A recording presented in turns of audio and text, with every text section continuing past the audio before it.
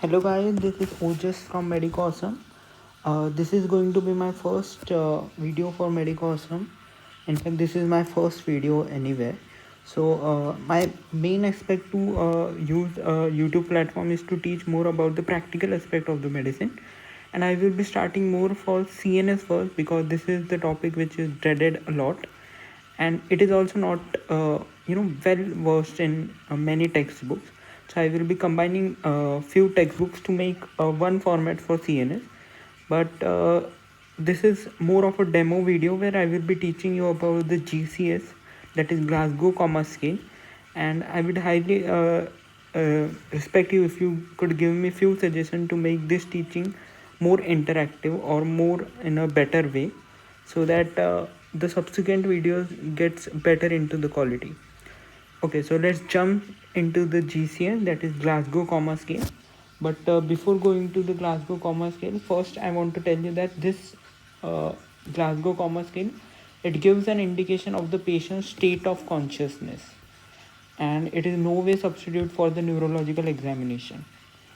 Okay, so you have to do the neurological examination, but Glasgow's Coma Scale just is little helpful in giving the patient state of consciousness. Okay, so there are three components of the Glasgow Coma Scale.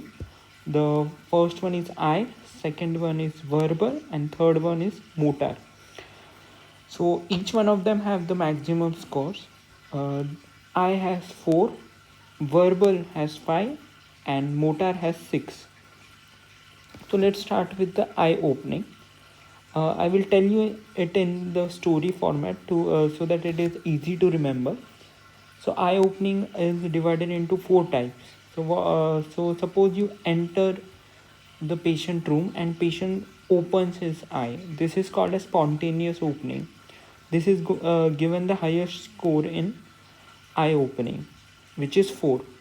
Now you enter the room, patient doesn't open his eye, and you talk to him, and then he opens his eye. This is called as eye opening to speech, which is given third, that is 3 as a number. And the third one is you enter the premises, you call patient with his name, but he doesn't open his eye, and then you pinch him and he responds to the pain by opening his eye. This is called as eye opening to pain, which is given the score of 2. Now you do all of this, you enter the premise, you call him with his name, you pinch him, but he doesn't open his eye. So this is called a no response, and it is given the lowest score, which is 1, not 0, it is 1. Okay, so the one aspect of Glasgow Coma Scale is covered, which is I. The second aspect is verbal response. Now coming to the verbal response, remember one thing how it goes. The first thing is that uh, I remember this in the form of a story of a student. Okay, the first thing when he is preparing for the Viva, he is alone and he is preparing for the Viva. He is fully oriented. He knows everything which is given in the textbook, and he knows everything about it. And so this is called as fully oriented. In medicine, fully oriented means oriented to time, place, and person. Now we will talk more about orientation and confusion and all in the next video, which will be uploaded very soon. So fully oriented, which is given the highest score of 5. The second one is mild confusion, in which the patient is slightly disoriented. In the story format, I will say that the student comes to the examination hall and he's slightly mixed up. He forgets few things and he's slightly mixed up. He's slightly confused. This is given the score of 4. And the third one is the moderate confusion. Now, to the MCQ part of the GCA, inappropriate words is uh, inappropriate words mean abusing. So students come in front of the examiner and he's not able to answer. So examiner abuse him, not literally abuse him, but say some nasty things to him, which is given the score of 3. And after that, student loses his confidence and he is not able to say anything, which goes into the severe confusion. which goes to this, which is given the score of 2. And ultimately, student hardly responds to any question asked. This is called a no response, which is given the score of 1. So verbal response is divided into 5 parts. The first one is fully oriented. The second one is mild confusion. Third one is moderate confusion, and severe confusion is the fourth one, and the last one is no response. Now coming to the last component, which is the motor response. Now remember one thing, that motor response is the most sensitive of all the three. So we are done with the eye and the verbal response, and now coming to the motor response. Now again, motor response is the most sensitive of all, and this is easier to remember as well, and it is slightly longer compared to above two mentioned components. So the first thing is, you ask patient to do some motor response, like pick paper and fold it and put it on table. He is able to do that, so he obeys command, which is given the highest response, which is highest score, which is 6. And coming to the second part here, patient is not able to do anything, so you pinch him. You pinch him on the forearm of the right arm, and you ask him to localize the pain. He's able to do that, so we give the score of 5, second highest. Now coming to the third part here, there is withdrawal to pain. You pinch the patient, and he suddenly withdraws to the pain. This is given the score of 4. And the fourth one is abnormal flexure response. Remember, this is also called as decorticate posture, which is given the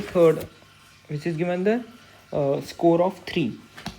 So talking about the decorticate posture is bilateral flexion at the elbows and wrists, and the shoulder is adducted, and there is extension of the lower extremities.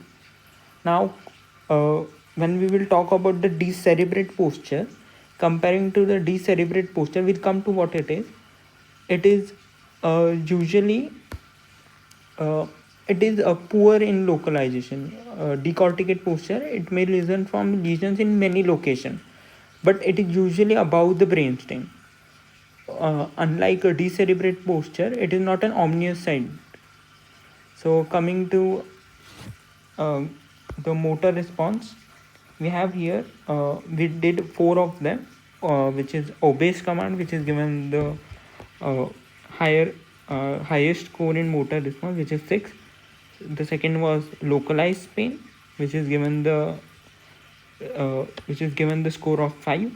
And third is withdrawal to pain, which is given the score of 4. Now coming to the abnormal flexure response, it is called a decorticate posture, and it is given the score of 3.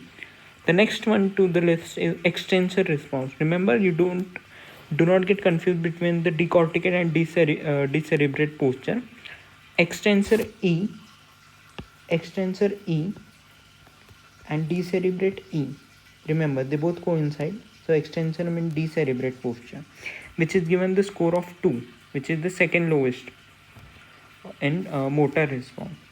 So what happens to decerebrate posturing? That is, it is bilateral extensor posture. That is extension of the lower extremities, and adduction and internal rotation of the shoulder, and extension at the elbow and the wrist. Now lesion here is in bilateral midbrain or pontine lesion. And less commonly, also metabolic encephalopathies or supratentorial lesions causes the decerebrate posture. And then no response get the lowest score, which is 1. Now okay, so there is one thing which I forgot to tell you, that GCS, I divide it into 3 parts. The first one is the adult GCS, and the second one is the special GCS. I divided GCS into 3 parts. It is not given in edit textbook. And the third one is pediatric GCS. Adult and special will be covered here. Pediatrics, I have to make the separate video, so we'll cover it there. So what we learned now is the adult GCS, And special comes when the patient is intubated. When the patient is intubated, or there are two responses. For example, we can say that the patient comes to the ER and on painful stimulus he is able to localize pain from the left side of, but his right hand goes into abnormal flexion. So now localizing pain in motor response gets the score of 5 and abnormal flexion response gets the score of 3. So which one to choose? So you have to choose the highest one. So choose the fifth one here. But anyways, we'll do one question and then we'll do about it. So I hope response is clear. Adult GCS we will solve one question. Special is in case of intubation. We'll be doing one question. So let's come to the question. A 25-year-old boy present to ER after RTA. Eye opening to painful stimulus. He is intubated immediately and abnormal flexion on painful stimulus is seen. What is his GCS score? So there is a way to write the GCS score. You have to write it in this format, that is eye, verbal and motor. Now this is the special type of GCS, okay? So what is special in here, we'll see. Eyes opening to painful stimulus. So coming to the eye part, painful stimulus get the score of 2. Okay. Now you cannot determine his verbal response because he is intubated and he obviously cannot talk. So we'll write it as T, which is T is for intubation. Okay. And third one is motor, which goes as painful stimulation. Now painful stimulation gets the he is abnormally flexing the his hand, so it goes as abnormal flexion gets the response of 3. Okay, so we have E2 VT M3. So you can write it in two forms. The first one is this, which can be further changed to VT is equal to, we give VT the score of 1 and we write this entire GCS as 5T or simply 6, that is 5 plus T, 6. T is given the score of 1. This is the one way you can answer this. Or the second is simply write it as non-testable, NT, that is non-testable. So verbal is non-testable, we can write it as 5 NT. Okay, so the question which is frequently asked in GCS is what is the minimum square of the GCS, which is 3, and maximum score is 15. Okay, and the second thing which you need to know is the mild injury. If the score is between 13 to 15, it indicates mild injury.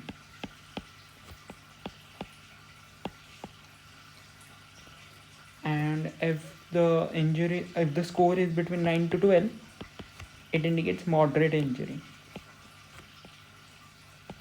And if the score is 8 or less than 8, it indicates the severe injury.